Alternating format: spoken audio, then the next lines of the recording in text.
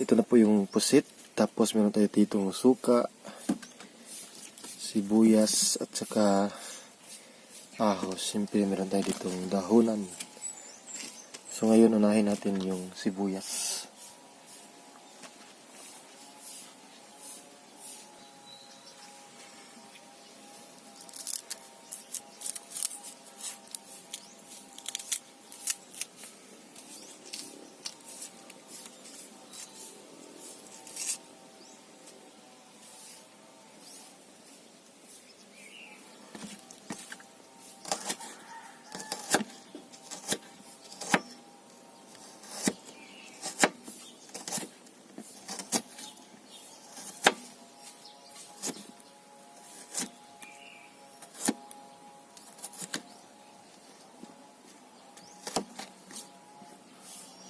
Tapos ang ahos.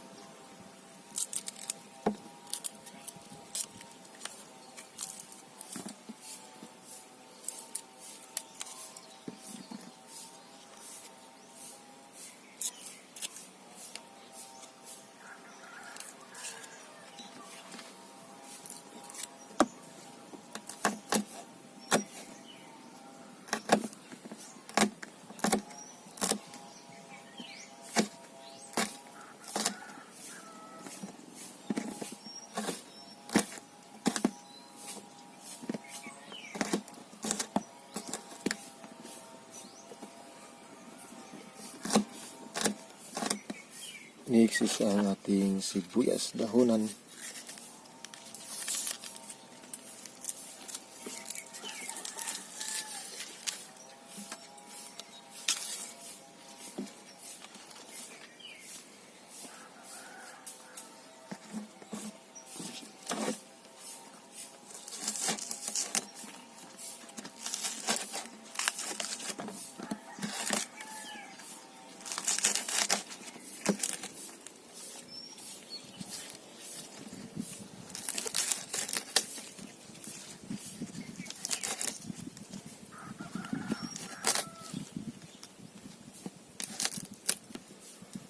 Yan, so ilagay na natin yung idipol. Ilagay na natin yung mantika.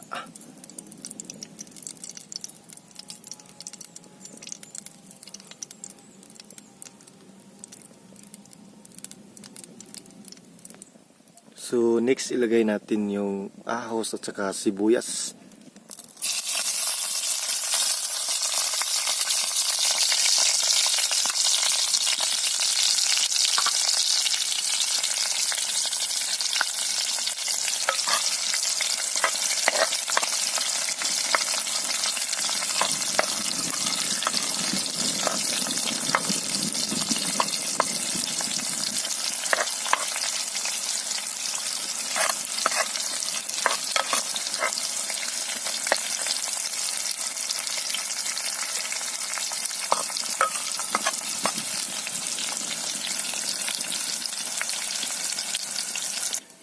So, lagyan natin ng suka yung ating pusit.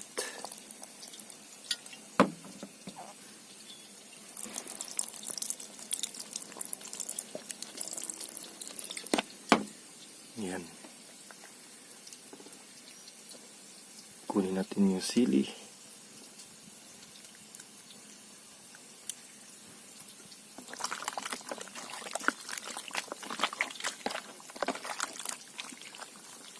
Yan, ready na yan.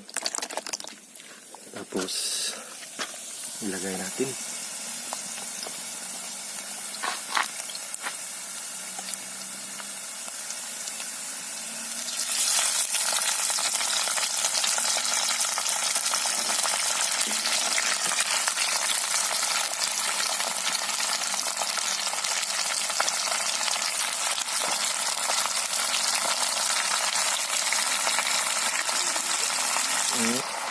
Ayan, haluin natin.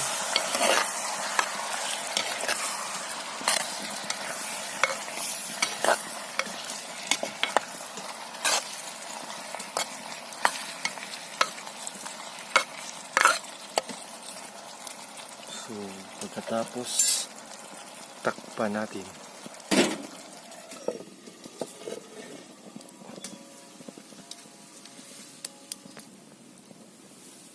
Ayan. Yan na po.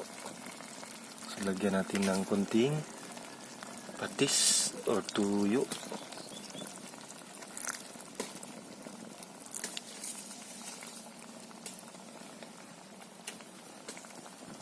Tapos suka.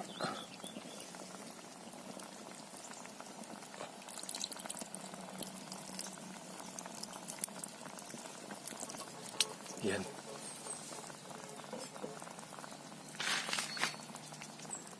Tapos last one, ilagay natin yung sibuyas, dahon.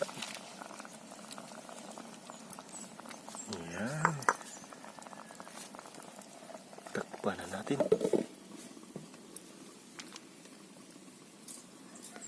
Ayan, so timplahan na po natin ng asin.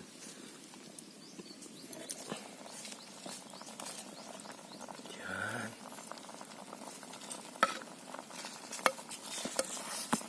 Yan na. Luto na ang ating pusit.